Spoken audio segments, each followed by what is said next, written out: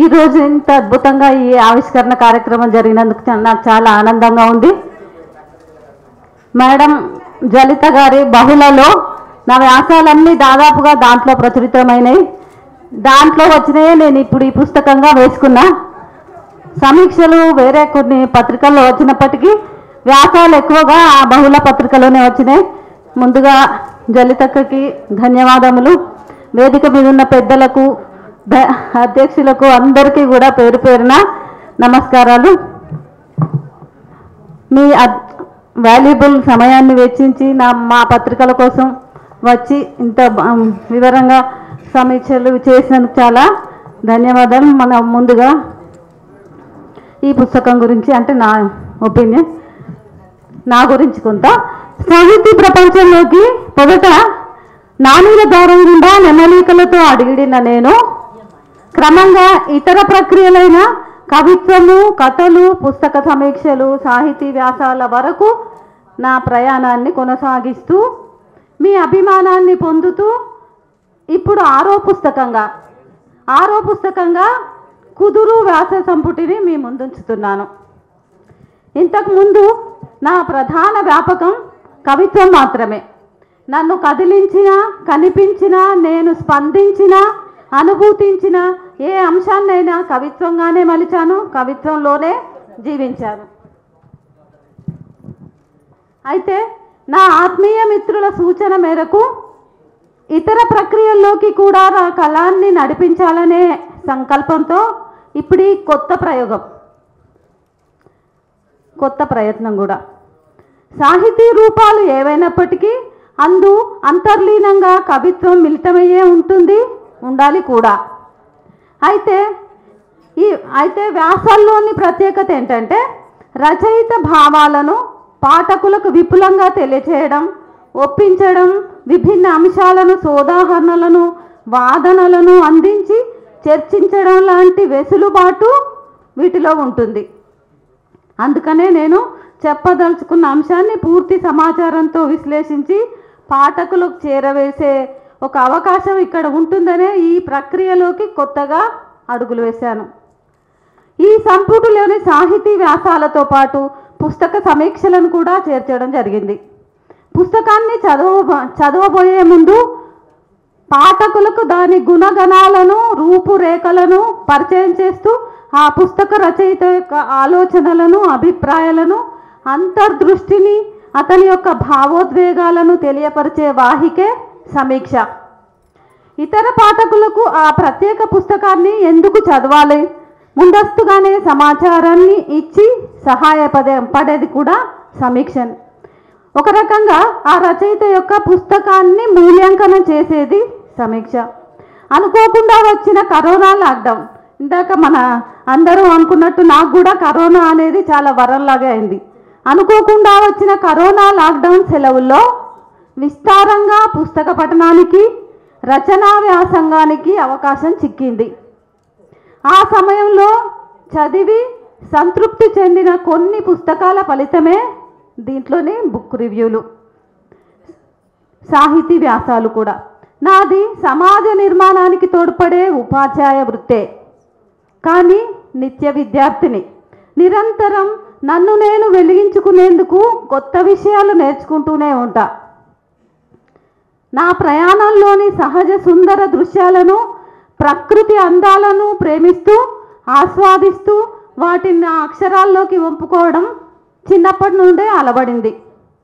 అందుకు అనుగుణంగానే నేను పనిచేస్తున్న పల్లెలు, నా చుట్టూ ఉన్న సమాజం, మట్టి మనుషులు వాళ్ళ మధ్య అవ్వడం వల్ల నా కవితా వస్తువులు, వ్యాసాంశాలు ప్రజలను, పల్లె వాతావరణాన్ని ప్రతిబింబించేవే, వాళ్ళని ఒక రకంగా చైతన్యపరిచేవే.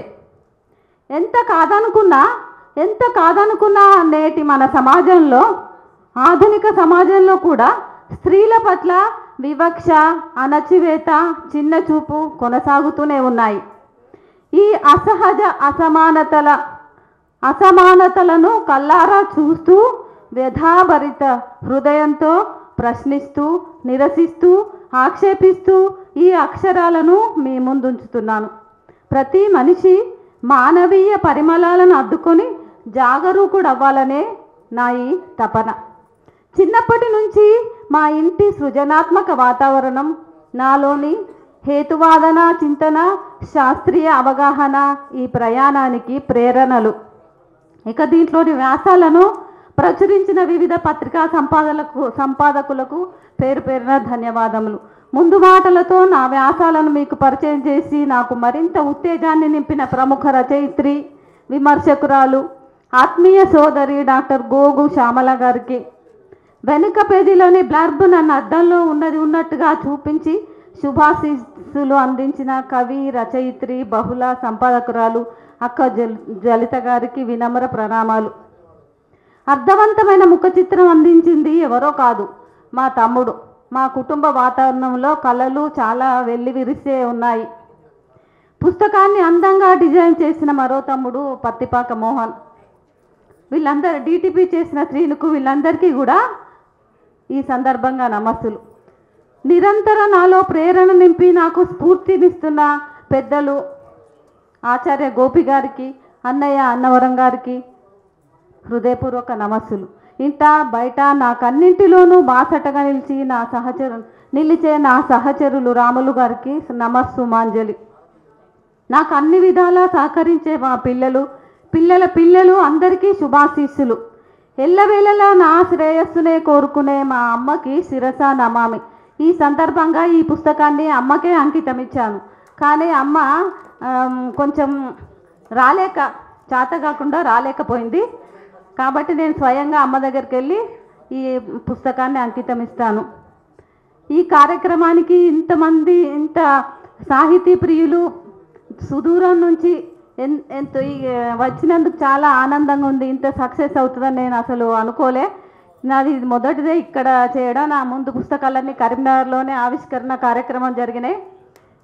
దీంట్లోని సమీక్ష ఉన్నటువంటి ప్రఖ్యాత కవులు ఎకలూరి శ్రీరాములు గారు కూడా వచ్చారు సుదూరం నుంచి. మామిడాల వినోద్ ఎక్కడున్నా కూడా ఆమె సార్ చెప్పినట్టు లాస్ట్ వ్యాసం అదే అలవోకగా రాసిన సమీక్ష, అతను కూడా వచ్చాడు. జలితక్క వ్యాసాలే దీంట్లో సమీక్ష వ్యాసాలు ఒక 3-4 ఉన్నాయి. ఆ విధంగా ఈ పుస్తకంలో చాలా వ్యాసాలు ఉన్నాయి, చాలా విద్యార్థులకు ఉపయోగపడే విషయాలు ఉన్నాయి.